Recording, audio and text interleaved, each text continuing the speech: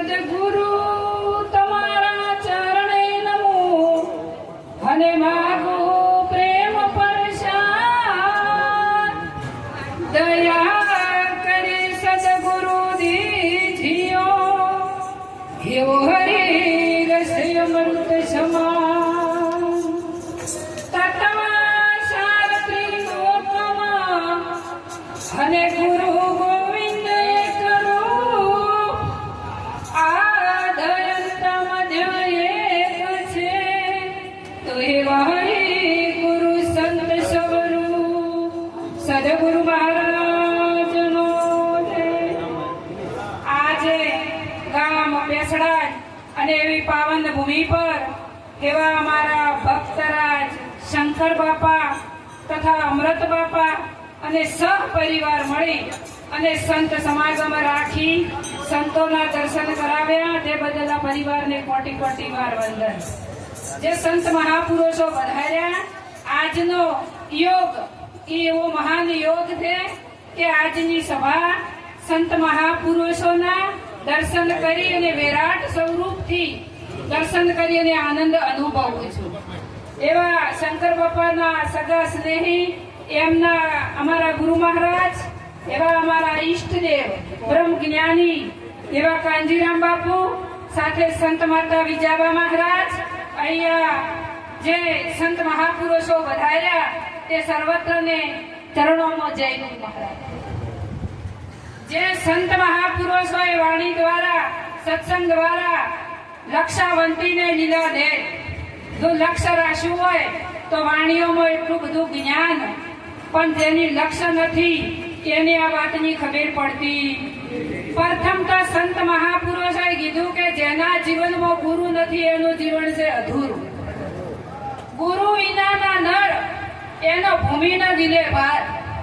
જ્યાં સુધી જેના જીવનમાં ગુરુ નથી એનું જીવન અધૂરું છે। જેમ વદળાની જેમ આમ તેમ ભટકો પણ જ્યાં સુધી ગુરુ ન મળે ત્યાં સુધી જીવન જીવવાની રાહની ખબર પડતી નથી। માટે ગુરુના ચરણે જવાની જરૂર છે। પ્રથમ ગીતાજીમાં કીધું કે હે અર્જુન તારે ભગવાન થવું નથી તારે સંત થવું નથી ફક્ત ને ફક્ત મનુષ્ય બની અને તું તને ગણી મનુષ્ય બનવાનું કીધું તો જન્મે તો દીકરી કેતો દીકરો કોઈ દાડો મનુષ્ય જન્મતો નથી પણ મનુષ્ય તો થવાય દે।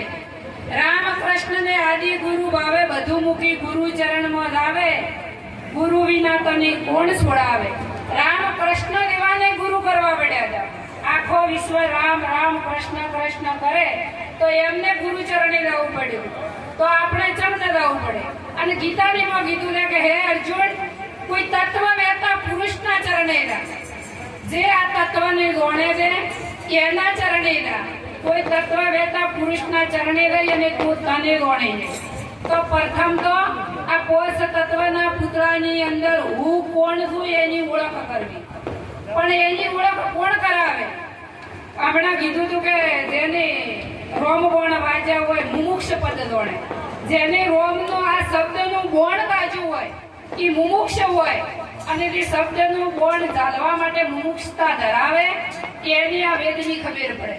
વેદ કહેતા શબ્દ થાય અને આ શબ્દ ઉપર જો લક્ષ્ય રાખો તો તમને ખબર પડે કે આ કોષ તત્વના પુતળાની અંદર હું કોણ અને જ્યાં સુધી તમે તમને ન ઓળખો તો આખા વિશ્વને ઓળખતા હો પણ જો તમે તમને ઓળખતા હો તો મોટી ભૂલ આટલે જ છે। માટે આપણી ઓળખાણ કોણ કરાવે જ્યારે સદગુરુના ચરણે ગો તો તમને તમારી ઓળખાણ થાય પણ આજના યુગમાં ફેશન ફેશનની વેમ પ્રભુને ભજવા દે કેમ। હમણાં વાણીમાં કીધું હતું કે આશરાની વાતે હોથાય આ તો ભાજ્યું પડાય દે એટલી બધી આશરાની વાતોમાં આવી અને અંધારું ફેરાઈ જુદે કે જો વાતમાં રતાવો અને દોરડી પડી હોય તો હાપ દેખાય આટલું અંધારું છે। જેમ કે એ બેટરી કરો તો નક્કી થાય કે દોરડું છે તો તમને ભરમ મટે કે ન મટે કેમ આ અજ્ઞાનતા રૂપે અંધારું વળી જુદે કે હું હોય છું ભગવાન મારાથી કીધો છે દુઆ દીવાબત્તી નહીં કરું તો આ માતા મને મારી દોશે। આવો બધો આ ભ્રમની અંદર અજ્ઞાનતાની અંદર આ આશરાની વાતોને બોલો નક્કી કોઈએ કર્યું છે ખરા? આખો વિશ્વ ભગવાન ભગવાન કરે છે, પણ ભગવાન કોઈએ જોયા છે ખરા? તો કોઈ સંત મહાપુરુષો કે નહીં કે જોજો રે જીવન જોયા જેવાને આ ઓખી દેખાય ના એવા. આ ઓખી દેખાય એવો ભગવાન નથી. નિર્ગુણ નિરાકાર પ્રભુ પ્રમાણીએ સંત મહાપુરુષે એવું કીધું છે. પણ તું ગુરુના ચરણે ગો તો એના ભેદની તમને નક્કી થાય, અને નક્કી થાય તો જ મોનવું, એટલી ઘડી મોનવું. કીધા કીધીથી કોઈનું કેવું કરવું નક્કી કરશો, અને તો તમે નક્કી થાવ તો જ આ બધું ભ્રમ મટે નહીં. આ સીટ પાડી અને ગોળો છો તો અંધારામાં કાઢવું પડ્યું? એ તો ઓટોમેટિક નીકળી જાય. એમ બધું જ્ઞાન થાય તો અજ્ઞાનતા ઓટોમેટિક નીકળી જાય. પણ આવી અજ્ઞાનતામાંથી મુક્ત થવું હોય તો સંતોના ચરણે લઈ કર્મથી ફળ દે અને જ્ઞાનથી મોક્ષ દે. કર્મ કરશો ને એવું ફળ આવશે, પરંતુ મોક્ષ જોઈતો હોય તો જ્ઞાન સિવાય દે. અને જ્ઞાન છે તે ગુરુના ચરણોમાં. શું કીધું છે કે જળ જીવને ન ગમે રૂડી વાણી. આ સંતોની વાણી સત્ય છે, પણ તમને કડવી લાગશે. કડવી ગોળી ગળો તો રોગ મટે, તો મેઠી મેઠી ખો તો ડાયાબિટીસ વધે. માટે સંતોના ચરણોમાં જઈ લક્ષ્ય રાખી એવા અમારા વંદનીય કાંજીરામ મહારાજે અમારા જીવનને ધન્ય બનાવ્યું છે. માટે આ સભાની અંદર અમે સત્સંગ કરી હતા. અમને સત્ય નક્કી છું છે, અને અમને 3 કાળમાં કોઈની બીક આવતી કીધું છે કે એક છતાં બીક કોની ધરે, બીજો માનીને બીતો ફરે. રાખ હિંમત તું નિર્ભય થાવે, ગુરુ વિના તને કોણ છોડાવે.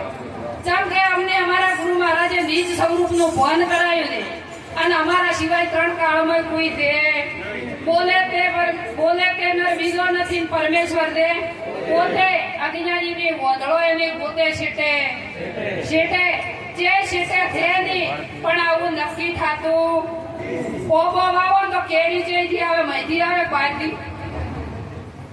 એમ આ બધું રમવાનું, નાચવાનું, કૂદવાનું, ભ્રમનું આ બધું મનની કલ્પના. અને મનમાંથી ઊભી છીએ, પણ તું સદગુરુના ચરણે જો તો મનના ગુરુ કરવા પડે. તનના ગુરુ સર્વને કહીએ, મનના ગુરુથી ન્યારા. મનના ગુરુ વિના ભુજ ન ભાગે, ભલે ને ભમો જગ સારા. આ બોલનારો જેવો છે. કોઈ સંત મહાપુરુષે વાણીમાં નક્કી કરાયું કે બોલે તેનાર બીજો નથી, પણ હું એમ કીધું કે બોલવામાં આવે, પણ એ બોલનારો બોલવામાં ના આવે. નામ રૂપ ગુણથી પદ ન્યારું રે સાહેલી, સદગુરુ મળે તો સમજાય. આ બોલે એ ગુણ છે, એની ઓળખ કરવી હોય તો સંતોના ચરણોમાં જવું પડે. માટે જાગી દો, આવો મનુષ્ય અવતાર એળે ન થાય. માટે ચેતન થઈ દો અને સદગુરુના ચરણોમાં જઈ અને તમારા સ્વરૂપનું ભાન કરી દો. આવી ભેદ પ્રતિઓમાંથી મુક્ત થો. સદગુરુ મહારાજની